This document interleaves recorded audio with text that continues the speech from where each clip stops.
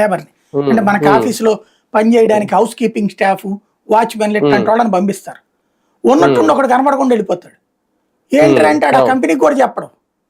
ఉమ్, ఇక్కడ నలుగురు దగ్గర స్నేహం చేస్తాడు.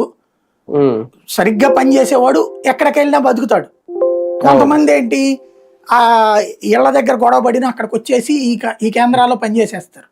వాడికి ఉమ్, తీసుకున్న రోజు నుంచి ఓ ఫీలింగ్ 19,000 నా పేరు మీద తీసుకున్నా, నాకు 15 ఇస్తున్నాడు. అది అవును. తర్వాత ఏ ఉమ్, రోజైతే ఇక్కడ నలుగురు స్నేహం పెరిగాక తలా ఒక 5,000 10,000 తీసుకుని ఓ ఉమ్, 1,00,000 2,00,000 అయిపోయాక అక్కడి నుంచి జంప్ అయిపోతాడు. ఈ ఉమ్, కంపెనీ ఆ అవును. మాన్యువల్ రిసోర్స్ కంపెనీని అడుగుతూ ఇంకో మనిషిని ఇవ్వగలదు కానీ ఈ అప్పులు తీర్చదు. ఉమ్, అవును. ఇట్లాగా ఉమ్, క్రమశిక్షణ లేనితనం.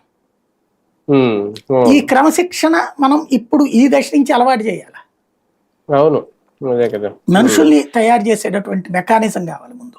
పైగా ఏంటంటే పక్క రాష్ట్రాల నుంచి చాలా తక్కువకి వస్తారు సార్. మెయిన్ కాన్సెప్ట్ అది. అక్కడ నుంచి తీసుకురావడానికి కారణం ఇప్పుడు ఛత్తీస్గఢ్, మన ఒడిశా నుంచి దగ్గరైనా చాలా తక్కువ. తక్కువకి వస్తే ఇక్కడ పెట్టుకుంటారండి. మనకేంటంటే ఎక్కడ రావట్లేదు. అదే కదా, అది అదే అంటే తక్కువకి ఎవరు దానికి చేయట్లేదు. రీజన్ ఏంటి, ఇదివరకు జగన్ ఇచ్చిన సంక్షేమ పథకాలు కావచ్చు.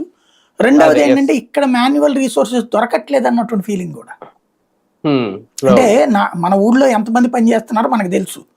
ఉమ్, ఇదివరకు పల్లెటూళ్ళలో నేను మొదట్లో స్టోరీలు కవర్ చేసిన రోజుల్లో ఒక 1000 మంది ఉన్న పల్లెటూరులో ఉమ్, 400-500 మంది పనిచేసేవాళ్ళు ఉండేవాళ్ళు.